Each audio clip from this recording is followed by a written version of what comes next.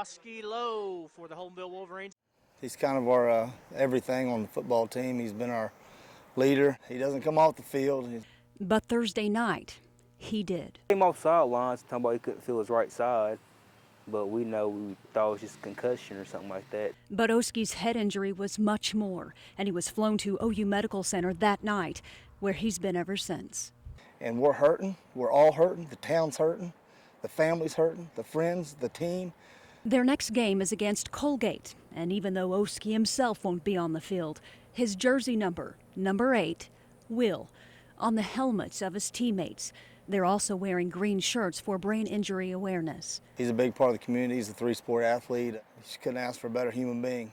I can't say enough good things about him. He's probably our biggest sense of humor on the football team. There's not a day that goes by right before conditioning he's going to come out and say, hey, try to bet me something to get out of it. So he may not have gotten out of conditioning, but the entire community is pulling for him to get out of this.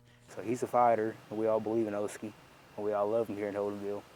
So we're just hoping he pulls through and comes back to the team, come back to the town.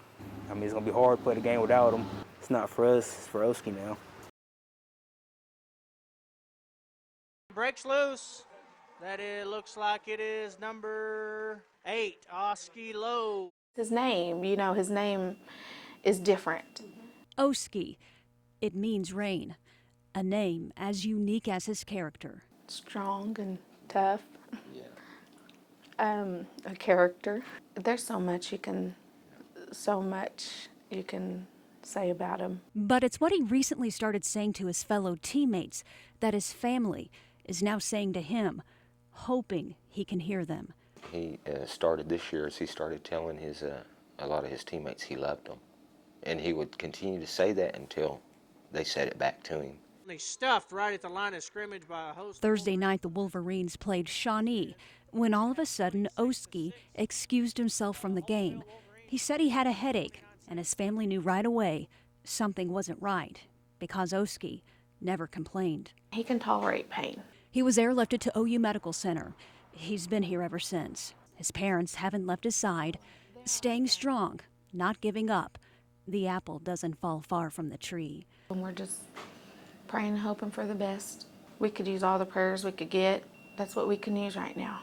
Every single one of them. And here come your Holdenville Wolverines. And even though Oski won't be on the field come Friday night, his number will. One of his best friends and teammates will wear his jersey. Amazing, I can't say amazing enough because he's brought, you see how much he's touched everybody, a smile, a joke. Or an I love you. Jolene Cheney, News Channel 4.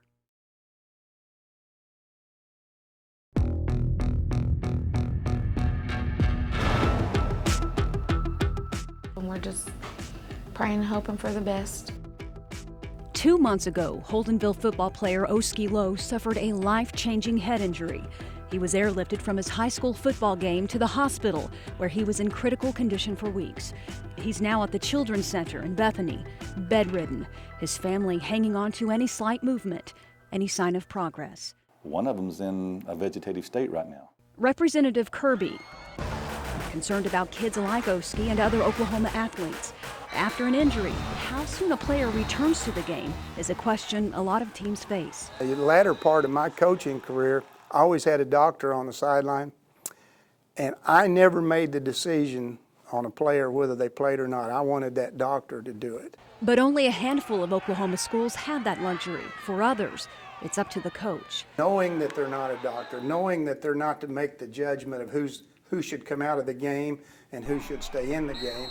And sometimes it's a judgment call left to parents. Most of the time, people are taking their kids to their pediatrician or family physician who may or may not have a lot of experience in determining when is it safe for this child to go back.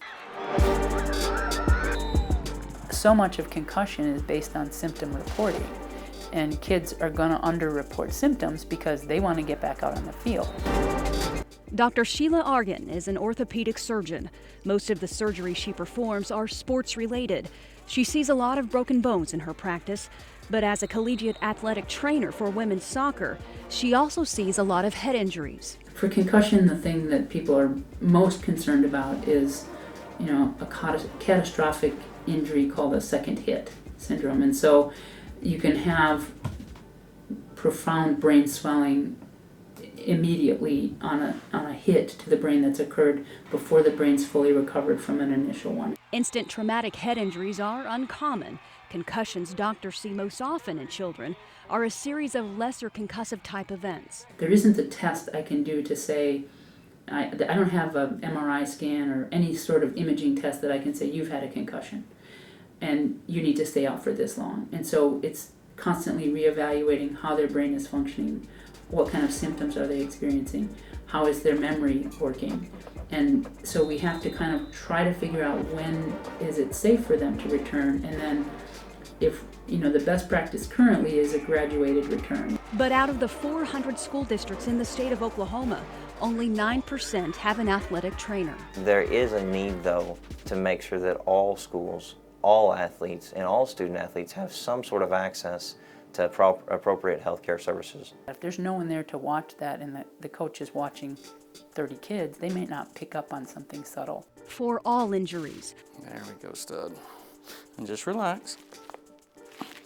Nice, nice. That moved better than yesterday. Dr. Brett Odom sees a lot of young athletes. It's anywhere from neck injuries to mid-back injuries to low back injuries. Injuries that need time to heal. We just have to make sure that coaches are not playing them when they're injured. That's a big deal. It's a big deal, and we see a lot of that in here. This 12-year-old sidelined with a back injury. He's got to take some time off. But those injuries aren't always recognized by the coach. A coach isn't trained to make that decision, and so it puts coaches in a difficult position. One lawmaker is making changes. A new law now in place requires athletic coaches to undergo training to learn the signs and symptoms of a concussion. But it's just a beginning. More legislation is planned to get an athletic trainer in every Oklahoma school. Get emergency teacher certification so that they can teach a class and then be paid some type of a stipend that will allow them to, be at athletic events, just like a coach. More preventative measures for Oklahoma players who take the field. You can have the kind of repetitive problems that come with repetitive concussion, and that's what they're talking about in the NFL and things like that. And what does that mean for kids 30 years down the road? Are they going to have problems with depression or with thinking or memory or coordination down the road? And we don't know that information about kids very well at this point in time. Basically, we got to make sure that we don't play kids who are injured. Jolene Cheney, News Channel 4.